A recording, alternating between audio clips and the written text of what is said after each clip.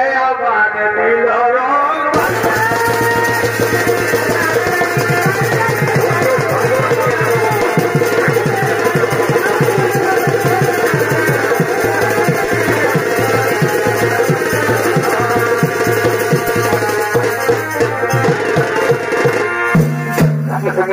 মহাদেব বলেছে একে বিষ্ণুদেব একে দেবগণ একাত্র কারণে আগমন সঙ্গে সঙ্গে বিষ্ণুদেব বলেছে দেবাদেব মহাদেব ওদিকে স্বর্গ করে তার অপরাধ দুর্মেদের দুই বীর সন্তান কৃত্যবাস স্বর্গবোধ করেছে তখন দেবতাদের পরাজিত করে বন্দী করে কেনে ছেড়ে প্রসিদ্ধ হত কিন্তু তুমি তো জানো মহাদেব ওই দানা অপরাধ কৃত্যবাস সম্ভব করে আন তাই কোন পুরুষ কোন বিবাহিত নারীর হাতে হবে না পুরুষ তাই শুনুন দেবী পার্বতী একাত্র কারণে মোহে মরুণ করিয়া ধরো তাই দেবী পার্বতী স্বর্গপুরকে ওই কৃত্যবাসকে করে নিয়ে